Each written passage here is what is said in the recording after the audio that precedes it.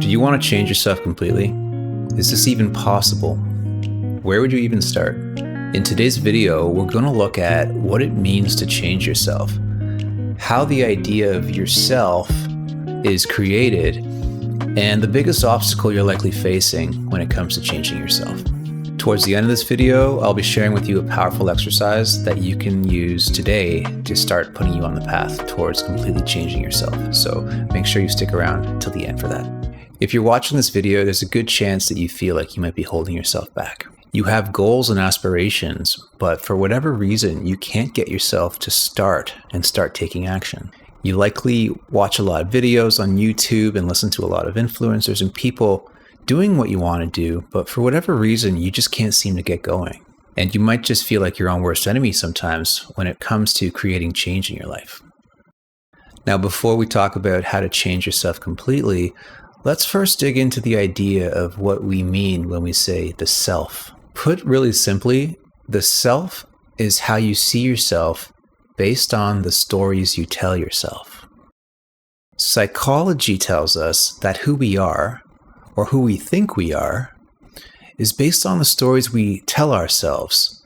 And these stories are based in the past, how we remember the past, and how we think about the future. So who you are today is based on the story you've been telling yourself up to now. So what if you told yourself a better story? Humans have a natural tendency to remember negative past events more powerfully than positive ones. Now, on the flip side of that, most people do not think that far into the future. You know, like we might think a day in advance, a week in advance, maybe a month, if we're lucky, 2 months if we're really planning ahead. But most of the time, we're just focused on what we have to do later today, later tomorrow. So we have a very short-sighted view of our future.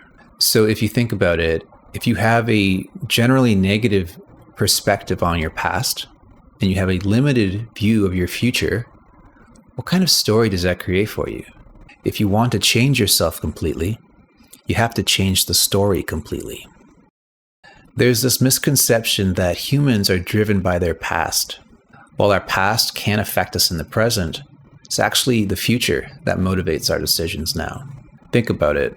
Why would you go to school to study something if not to get a job in that field? Why would you try to find a partner or a companion to date or marry if you didn't want to have companionship in the future? The point is, everything we do is motivated by a future purpose or a future goal. Whether it's walking to the fridge to grab some food or writing your novel, everything you do serves a future purpose. The problem is most people don't think too far into the future.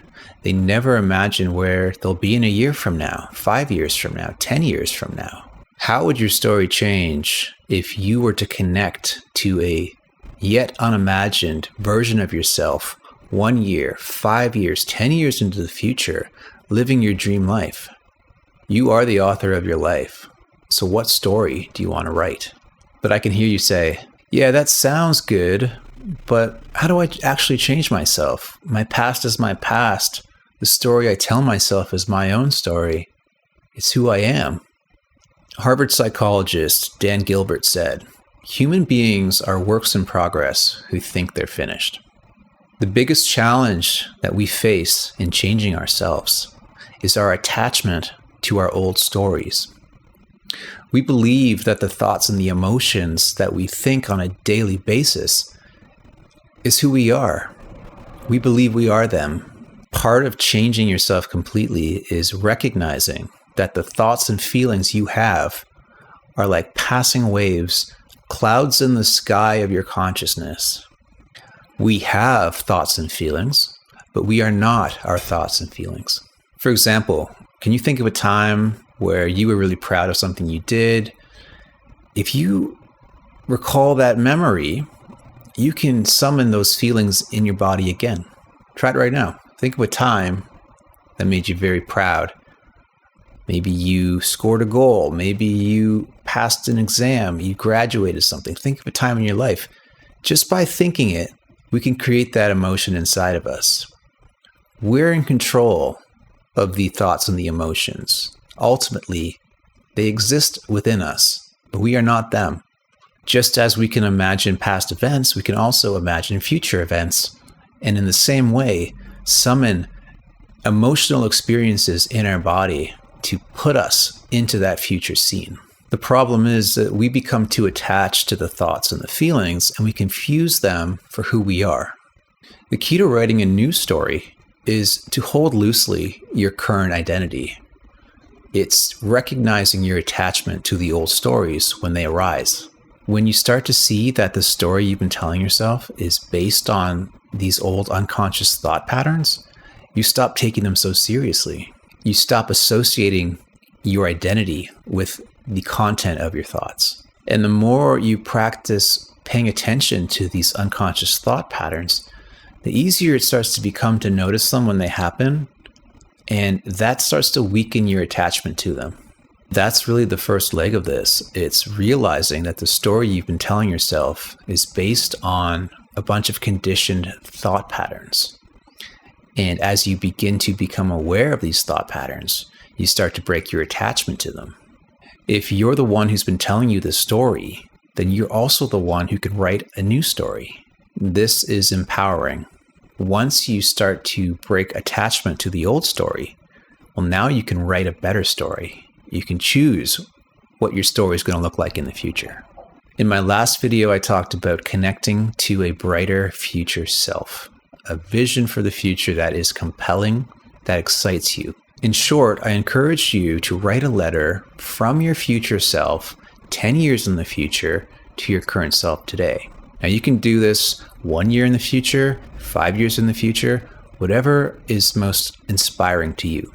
In this letter, we're telling our current self where we are, what we're doing, who we're with. We're describing what the future looks like to this future version of ourselves. And when you read this, as your current self, you will begin to connect to the feelings of being that future self and having that life and doing what they're doing. As I mentioned earlier in the video, it's not that we're driven by our past, but we're pulled forward by a future vision, a goal, or a purpose. And if we really want to change ourselves completely, we need to connect to a inspiring and compelling future vision to pull us into that new identity. And that's because we'll never act outside of our current identity. Action always follows identity. To give you an example of what I mean by that, if you identify as a shy person, it's very unlikely that you will go out of your way to strike up a conversation with the cashier in the checkout line. Or if you see yourself as not very athletic, are you going to sign up for the softball league? These actions just don't align to your current identity. When you begin to identify as the future self, the actions that you take in the present then reflect that new identity. The more frequently you connect to that future version of you and take action based on that, the more you are rewriting your story or authoring a new story. You can then start looking for and finding confirmations of you becoming the future version of yourself in the present. And because you're operating from the future self and your actions are different, you're going to create different results. And these act as confirmation, proof that you are becoming the future version of yourself, that you're writing a new story. No longer are you operating from the old self that's mainly based in the past and a limited future. You're now operating from a powerful future version of yourself. This is very powerful stuff. And honestly, most people do not think like this. Most people are only focused on the immediate needs of the day. They're so focused on the urgent stuff that they never actually take the time to think about the important stuff.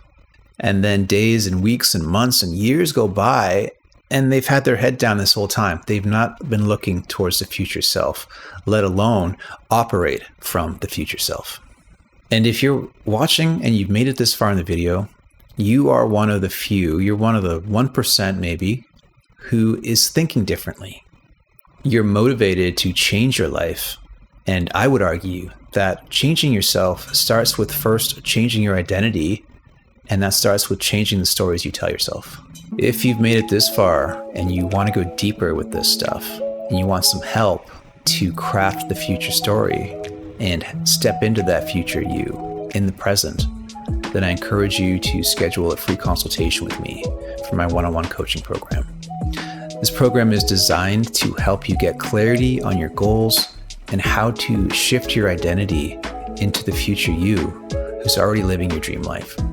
So if that sounds interesting to you, please schedule a call. The link is in the description. Otherwise, thanks for watching. If you haven't subscribed already, make sure you do that for more videos like this. And if you want to go deeper into some of these topics, you can sign up for my free Substack newsletter where I do talk about this stuff in some more detail, and you'll be able to join a community on there that's also engaged in this type of stuff. Until next time, here's to your future self.